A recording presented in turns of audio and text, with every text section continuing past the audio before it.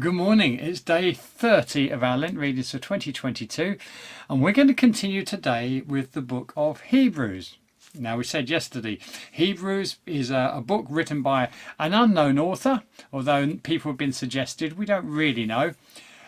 But we do know what they're writing about. They are writing that Jesus is superior. In fact, the term superior or better is used 15 times of Jesus in the book of Hebrews.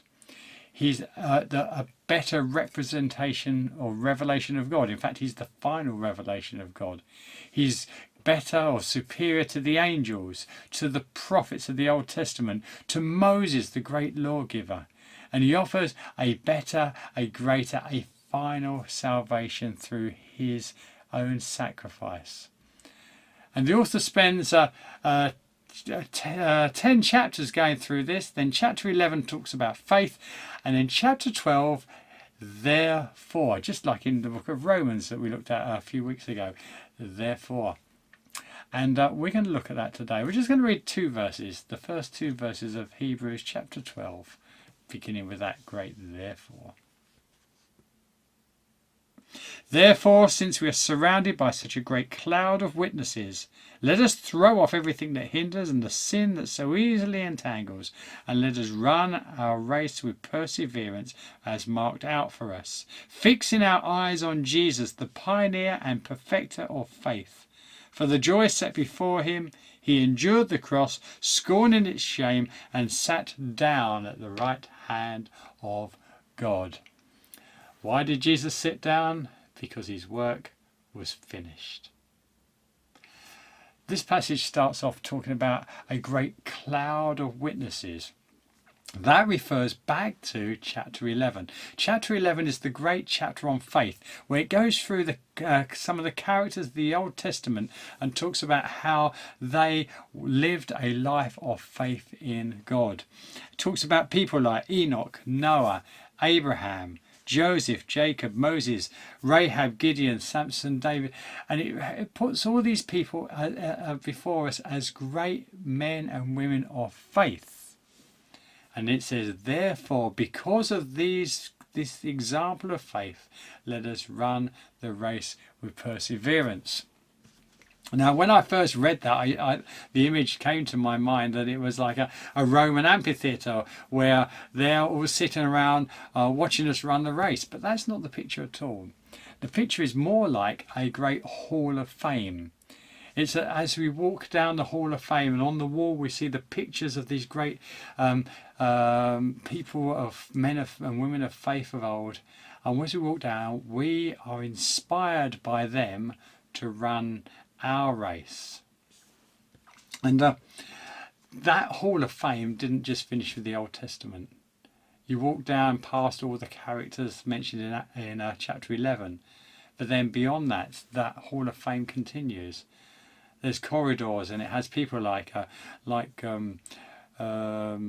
Wesley, Whitfield, Spurgeon, Billy Graham, all those great men and women as well, Amy Carmichael and people like that, who ran their race of faith and across that finishing line. And then as you continue down, there's other pictures there of people who are less known, church leaders, Sunday school teachers, youth pastors, missionaries, people that just served as volunteers in their congregation, who inspired one another, who ran their race and then crossed the line. And as that happened, their picture got hung on the wall there. And if you walk down far enough, you'll see a wall that's got spaces on it. And that's the space where one day, when we cross our line, our picture will be hung up there as a faithful servant of God. To achieve that, we need to run the race. And there's an important line in this. It says in verse 2, let us run the race with perseverance. Let us run with perseverance the race marked out for us, fixing our eyes on Jesus. 2 points there. One, the race marked out for us. God has planned a race for each one of us. He set us in a lane, and we need to run in our lane. and we don't want to drift into another lane, or we might find we're disqualified. We certainly don't want to run the wrong direction. How do we do that? By fixing our eyes on Jesus. We look ahead and we fix our eyes on Jesus, and while we run with our eyes fixed on him, we will stay in the lane marked out for us. The danger is that we take our eyes off Jesus and we look around us, and then we get distracted, and that's when we risk not finishing the race or being disqualified. There's an example in the Old Testament to do with King David and Saul. At the time, Saul was king, David wasn't. David, you'll know the famous story, killed Goliath. And following that, all the crowds began to rejoice and celebrate. And they started to sing, Saul has killed thousands and David tens of thousands. And Saul, the king, became jealous of David.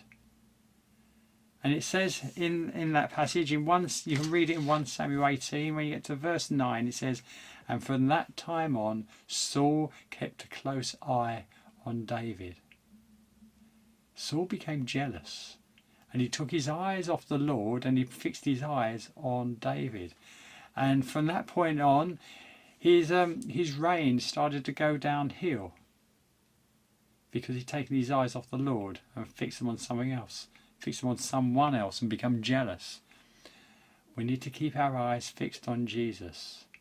Some of us will run faster and achieve more for the kingdom. Some of us will run longer and spend longer serving the Lord. But it doesn't matter how fast you run or how long you run, it's that you cross the line.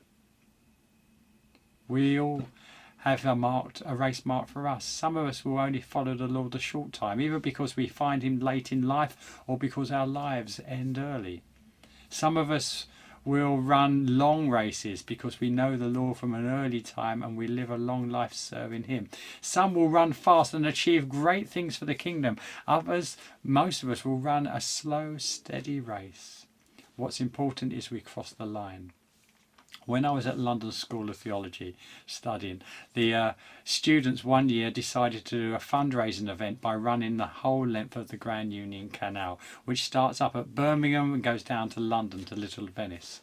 And the aim was you'd run, your own leg was between the locks, and then at each lock you would hand over to the next person, and the aim was to get the baton all the way down. But if you know anything about canals, the locks are not evenly spaced. Where the land is flat, the locks can be a long way apart. Where the land is steep, going up or downhill, the locks will be close together. Some people had long legs between locks, some had short. The important thing wasn't how long your leg of the race was. It was that you crossed the line and you handed the baton on. So whatever race the Lord has marked out for us, let's fix our eyes on him and run. Till next time, have a blessed